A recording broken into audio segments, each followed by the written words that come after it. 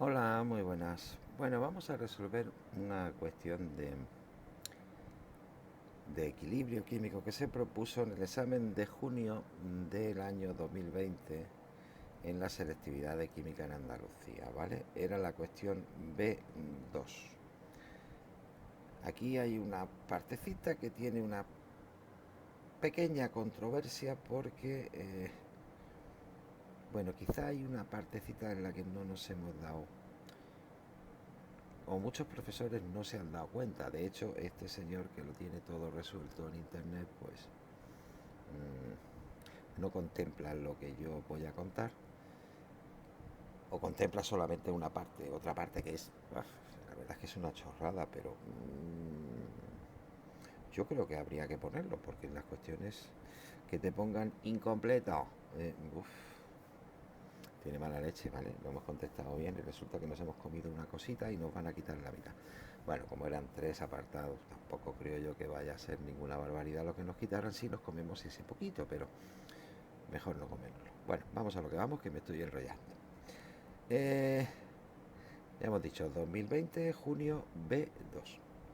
Para un equilibrio, K sub P nunca puede ser más pequeña que K sub C. Bueno, ya veremos cómo se contesta eso.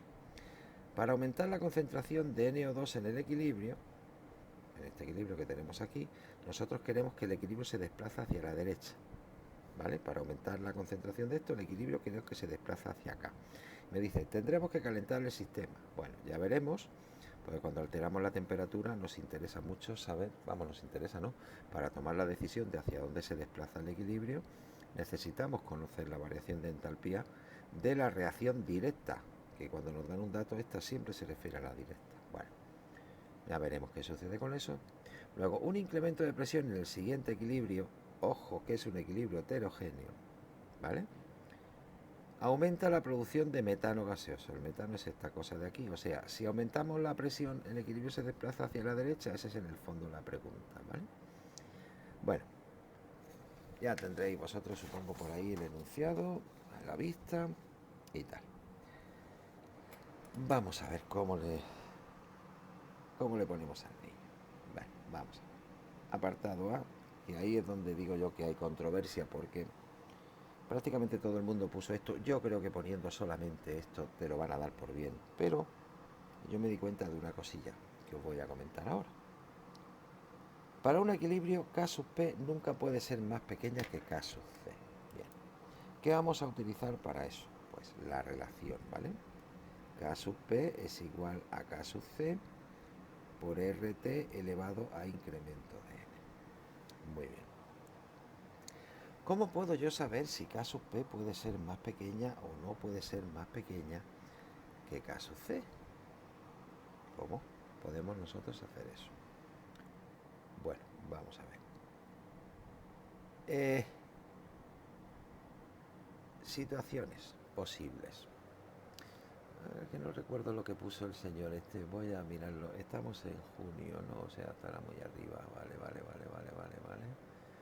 Venga, vamos para arriba. Un poquito más. Aquí. Bueno. Él simplemente hizo un análisis de incremento de N. Eso es lo normal. ¿Vale? Lo normal es así. Bueno. El problema está en que yo hice un análisis también de R por T.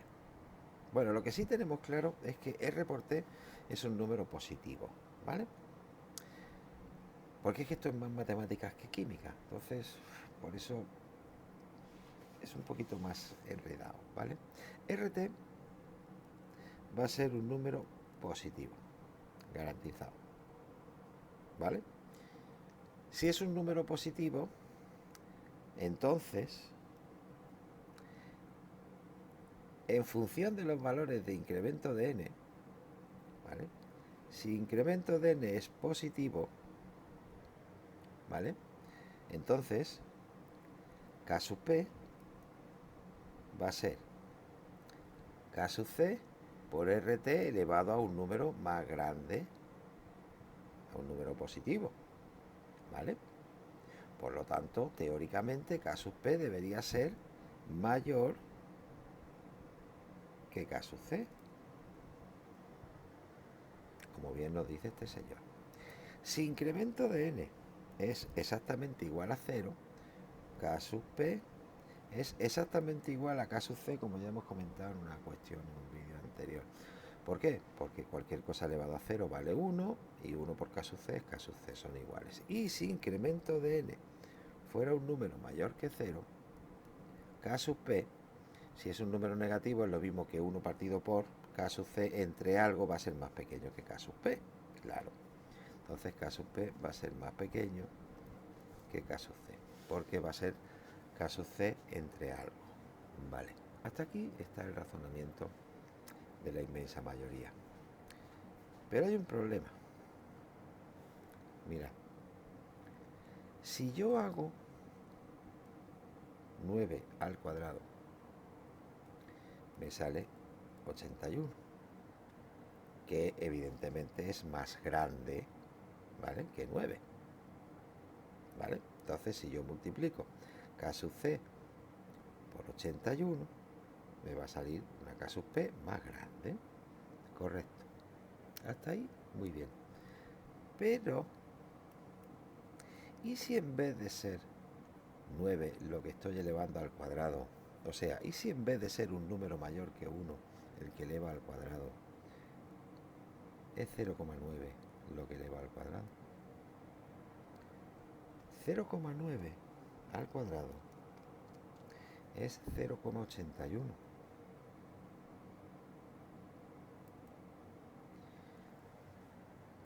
Y pasa al revés, es decir, un número entre 0 y 1 elevado a un exponente positivo no me sale más grande, me sale más pequeño.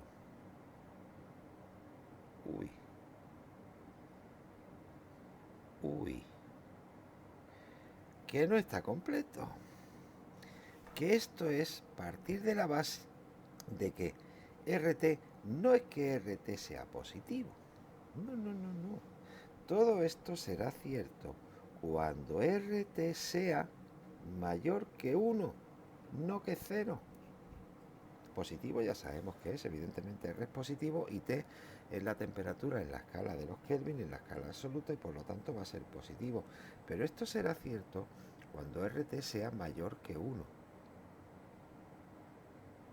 Cuando RT sea un número más pequeño que 1, ya no es verdad, sino que sería al revés. Es decir, si RT estuviera entre 0 y 1, pues lo que sucede es todo lo contrario. Esta parte ya no la contempla nadie en ninguno de los sitios que he visto resuelto el ejercicio. Bien, a mí me interesa averiguar cuando RT es igual a 1, a ver si hay muchas temperaturas donde pase eso. Ya ahora veréis por qué prácticamente todo el mundo lo desprecia. Si nosotros igualamos RT a 1, T sería 1 partido por R, ¿no? Bueno, 1 entre 0.082 sale 12,19. ¿12,19 qué? Kelvin. Esta sería la temperatura. ¿Cuándo sucede esto? Esto sucede solo cuando la temperatura pertenece al intervalo, está entre 0 grados Kelvin. Ojo, 0 grados Kelvin son 273 grados bajo cero. 273 bajo cero. Y 12,19 Kelvin. 12,19 Kelvin son, vamos a ver, sería 273 menos 12,19. Estamos hablando de 260,81 grados bajo cero. Evidentemente, por eso se lo han saltado. El margen de temperaturas es muy pequeño, sí, pero resulta que esto es solamente para temperatura mayor que 12,19 Kelvin. Entre 0 y 12, 19 Kelvin. Es completamente al revés, ¿vale? Es decir, entre estos dos valores de temperatura, si incremento de n es positivo, K sub P no me sale mayor sino menor que K sub C, esta parte sí sería cierta, ¿vale? K sub P es igual a K sub C si incremento de n es 0 y si incremento de n es menor que 0, o sea, 0,9 elevado a menos 2, ahí sí me saldría que K sub P es mayor que K sub C. Vamos a comprobarlo. 0,9 elevado a menos 2 es 1 y pico, ¿veis? Y así sale más grande. Pero 0,9 al cuadrado es más pequeño, ¿vale? Esta parte de aquí, esta parte, no la ha contemplado prácticamente nadie de todos los que yo he visto que han resuelto este ejercicio. Tampoco creo que quitaran ninguna barbaridad, ¿vale? Yo creo que estaba puesto mayormente para esto. Ahora, si yo quería esto,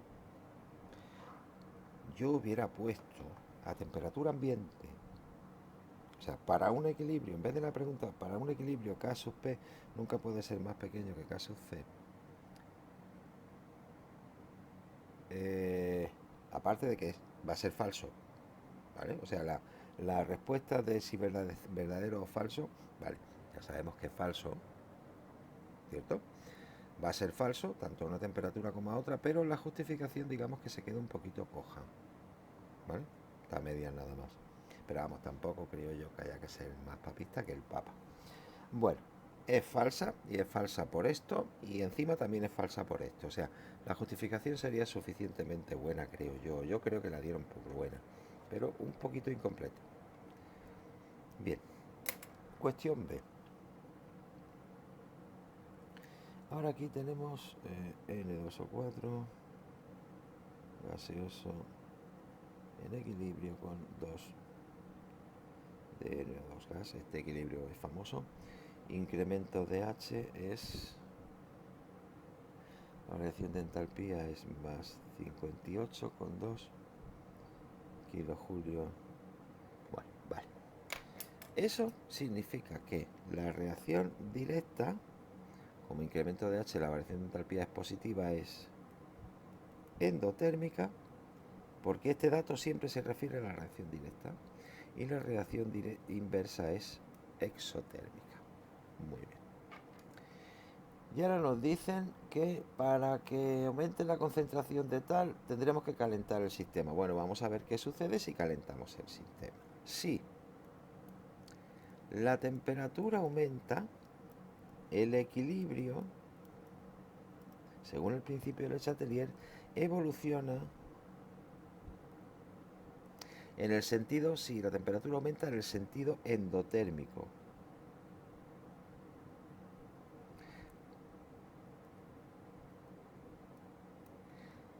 En este caso concreto, ¿vale?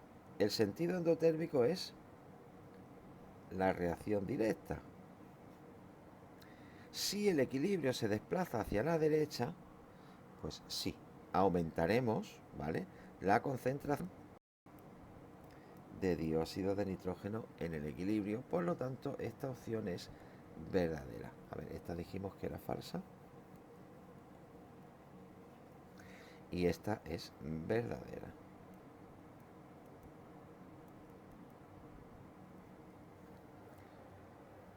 Muy bien. ¿Por qué el equilibrio se desplaza en el sentido o favorece la reacción endotérmica? A ver, esa explicación es un poco extraña. Yo tengo una explicación, pero no la hago pública aquí. Porque bueno, es muy chapucerita, es muy de estar por casa, es para que se entienda qué está sucediendo ahí. Y bueno, pues puede ser útil en un momento dado que uno se quede en blanco. Ay, madre mía, ¿cómo se hacía esto? Pero la dejo para mis alumnos, ¿vale? De clase. La dejo para mis alumnos de clase porque esto puede verlo mucha gente y prefiero dejarla para mis alumnos de clase. Vale, tampoco es tanto, ¿vale? Si aumenta la temperatura se desplaza en el sentido endotérmico, si disminuye la temperatura se desplaza en el sentido exotérmico, ¿vale? O sea, si nosotros lo que quisiéramos es reducir, o sea, lo contrario, si queremos reducir la concentración de NO2, quiero que el equilibrio se desplace hacia allá, pues quiero que se desplace exotérmico, pues bajo la temperatura. Es una cuestión simple. Vale. C. Un incremento de la presión en el siguiente equilibrio. Vale, ponemos nuestro equilibrio, 2 de carbono sólido más 2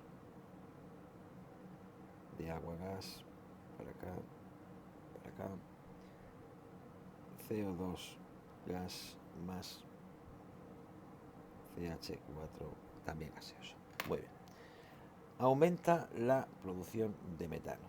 Bien, vamos a ver. ¿Esto sería cierto? Sí. Un aumento de la presión hace que el equilibrio, el metano es este, pues si quiero aumentar la producción, se tendría que desplazar hacia la derecha. Vale, ¿eso es verdad o mentira? Muy bien. Ya hablamos en el anterior cuestión de qué sucede el principio de derecha tener con el tema de la presión y por qué se desplaza, cómo se desplaza. Bien, si aumentamos la presión, el equilibrio se va a desplazar hacia donde menos moles de gas haya. ¿Vale? ¿Cuántos moles de gas hay aquí? 1, 2. ¿Cuántos moles de gas hay en reactivos? ¡Ojo! Este no. 2. ¿Qué va a suceder con el equilibrio? No se va a ver afectado. ¿Por qué? El número de moles de gas en productos según el ajuste es 2.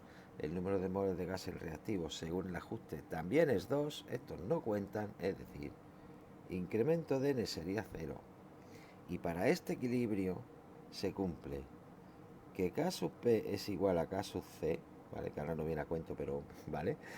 K sub P es igual a K sub C y por otro lado, los cambios de presión, aumentos o disminuciones de presión no afectan a ese equilibrio. Por lo tanto, la producción de metano no se vería alterada por un aumento de la presión o por una disminución de la presión. Da exactamente igual. Hagamos lo que hagamos, con la presión no se va a modificar el equilibrio, no va a afectar a la producción de metano. ¿Vale? Por lo tanto, esto sería falso. Esa afirmación sería falsa también. Venga. Nos vemos en el siguiente vídeo. A ver, esta pejiguerita de aquí y tal, bueno, a ver. Ya es hilar muy fino, ¿vale? Pero bueno, he visto tantas cosas ya que tampoco pasa nada por hilar fino, ¿eh? Tampoco pasa nada por hilar fino. Puede ser que alguien se sorprenda al ver esto, ¿eh? Puede ser que alguno se sorprenda porque no se lo haya ni planteado. Es muy posible. Venga, nos vemos en el siguiente vídeo.